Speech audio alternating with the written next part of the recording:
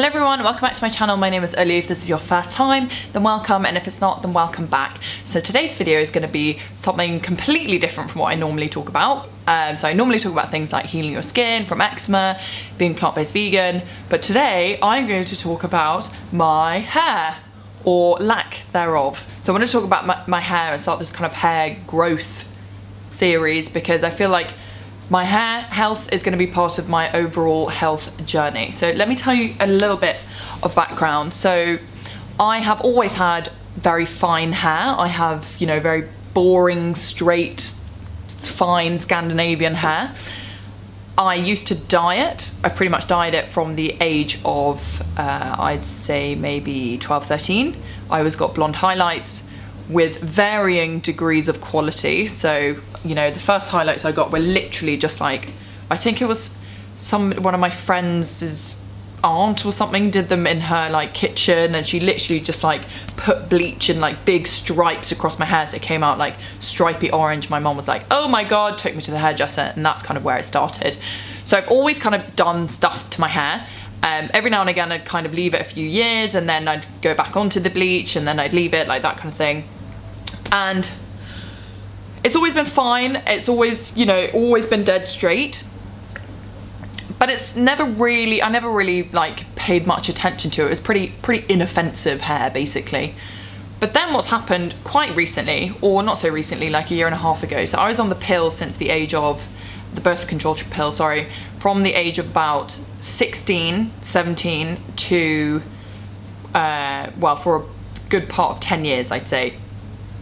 And when I came off it, my hair started falling out. Every time I brushed, like a lot of hair was coming out in my brushes, and I've always had very fine hair anyway, so I didn't really think that much of it at the time, apart from very recently when I saw some photos of what my hair used to look like and what my hair looks like now. I mean, it's like, where is my hair? Like, where has it gone?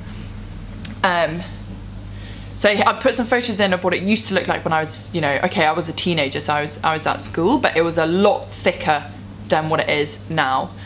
I also think part of the reason why my hair sort of was falling out, or at least it didn't grow back properly, was because last year when I was doing the whole plant-based vegan thing, I took it to the extreme. I did a lot of fasting. I, at one point, was basically only eating fruit and vegetables, which I don't think is healthy. And I don't really understand why anyone else would think it was healthy. Anyway, so there's a little bit of background about my hair. I'll show you guys what it looks like from behind. I don't know if that's a good angle, if you can see. Really not very much. If I put it in a ponytail, or let me show you what it's like in a plait.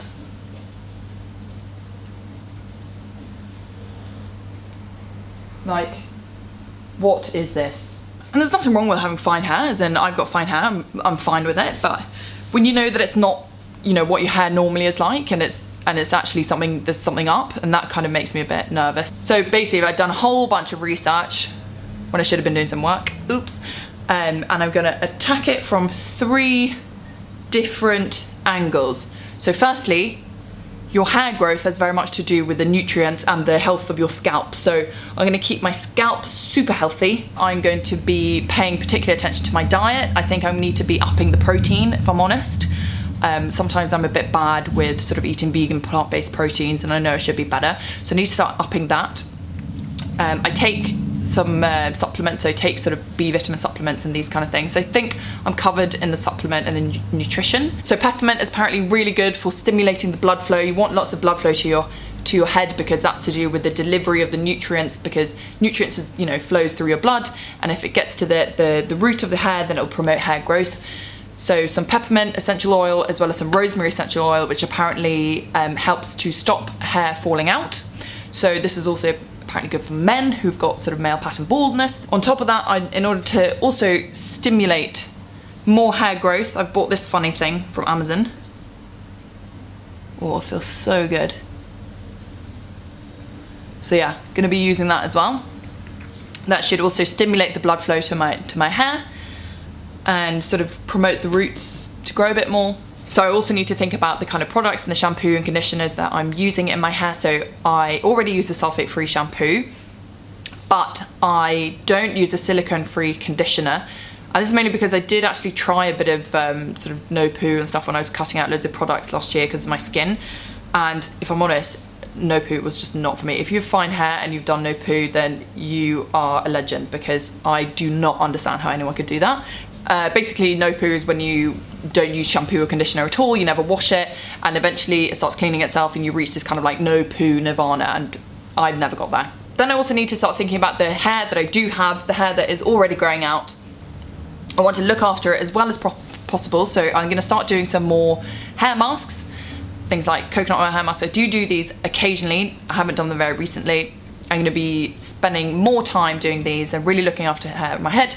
I never use heat on my hair. I stopped using heat when long time ago. What I do though, sometimes when I blow dry my hair, I use the cold air setting, and I really need to do this because sometimes I can't, walk outside or walk into work with, sopping wet hair. That'd be very unprofessional. Another thing that I do to kind of look after the hair that is already on my head is that I don't wear ponytails, because I find that ponytails, they actually sort of break my hair, and I've noticed recently I've got a lot of very short hairs, and I know that this hair is bleached. I'm going to stop bleaching it altogether, so that's why I'm sort of growing it out here. But yeah, it's just, hang on, let me find sort of a better, like this hair compared to like this hair. Like, it's so short, and I think that's to do with the fact that I wear this, and also at the nape of my neck, the nape of my hair, I have like shorter bits hair. So no more ponytails.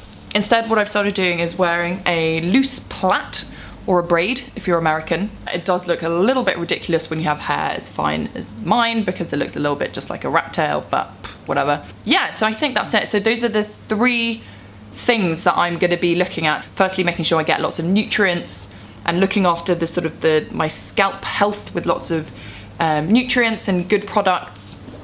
I want to be promoting lots of new hair growth, so again, this funny head massagey thing, so nice.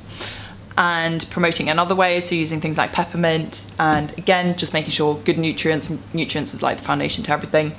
And finally, looking after hair that is already on my head and growing, so it grows nice and thick, and doing that by wearing good, loose kind of hairstyles, and not dyeing it, not putting heat in it, and these kind of things. So this was my, day 1, let's say. So I don't really know how often I'm going to be updating you on this, maybe like every 6 months. I know, hair grows slowly, so it's going to take time to kind of grow back.